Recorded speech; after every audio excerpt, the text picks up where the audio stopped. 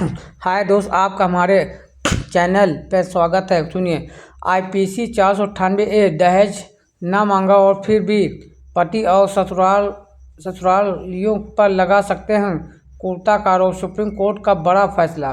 आप अगर नए हो तो हमारे चैनल को सब्सक्राइब कर लीजिए और बेल वाले घंटी बजा दीजिए, जिससे हमारा नोटिफिकेशन आप तक पहुंचे। हम आपको सुप्रीम कोर्ट का आदेश, हाई कोर्ट का आदेश और भी कानूनी प्रक्रिया आपको अपने चैनल के माध्यम से दिखाते हैं। देखिए, सुनिए आगे। सुप्रीम कोर्ट ने कहा कि पति व ससुराल वालों के खिलाफ क्रूरता का आरोप आईपीसी धारा 498 लगाने के लिए दहेज की मांग जरूरी नहीं है। यानी सुप्रीम कोर्ट ने कहा यह जरूरी नहीं है कि दहेज की मांग हो, यानी औरत इस पर क्रूरता वाला 498 लगा सकती है। आप देखिए वीडियो का आगे।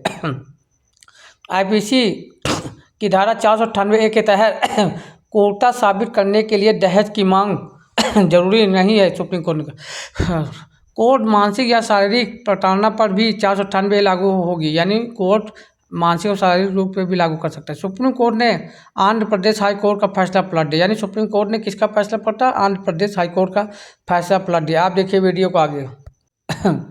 सुप्रीम कोर्ट ने कहा कि आईपीसी की धारा 498 के तहत क्रूरता साबित करने के लिए दहेज की मांग जरूरी नहीं है।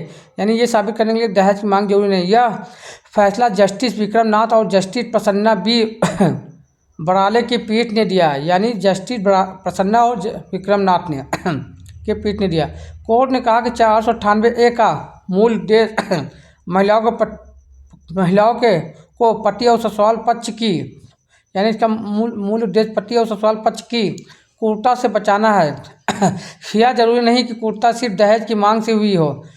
सुप्रीम कोर्ट ने स्पष्ट किया कि धारा 498 का दायरा सिर्फ दहेज मांगने तक सीमित नहीं है। यदि कोई महिला मानसिक या शारीरिक रूप से प्रताड़ित होती है तो यह धारा लागू होगा। यानी उन्होंने कहा कि कोई ये जरूरी नहीं कि दहेज मांगना, या अगर शारीरिक और मानसिक प्रताड़ित होता है तो उस पर भी 498 लग सकता है। आप देखिए वीडियो को आगे। वीडियो में हम आपको पूरा बताए होगी। भले ही दहेज की मांग न की गई हो, पीठ ने कहा अगर पति या ससुराल पक्ष का आचरण ऐसा है जिससे महिला को गंभीर शारीरिक या मानसिक नुकसान हो सकता है तो यह क्रूरता मानी जाएगी। यानी उन्होंने कहा कि अगर शारीरिक और मानसिक नुकसान होता है तो यह क्रूरता मानी जाएगी।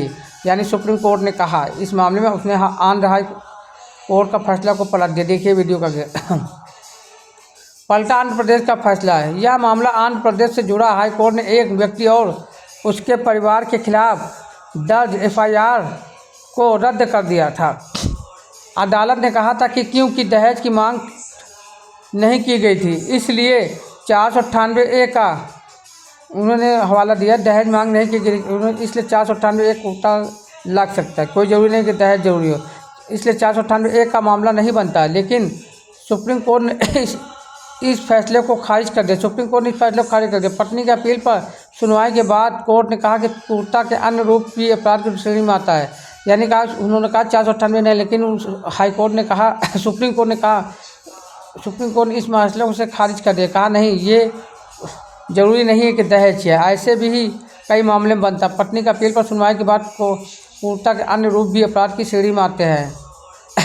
1983 में आया था यह कानून। धारा 498 1983 में भारतीय दंड संहिता में जोड़ी गई थी। यानी 498 1983 में भारतीय दंड संहिता में जोड़ी गई। इसका उद्देश्य विवाहित महिलाओं को दहेज, प्रताड़ना और घरेलू हिंसा से बचाना था। यानी इसको महिला को घरेलू हिंसा से बचाना था, प्रताड़ना से बचाना था। अब सुप्रीम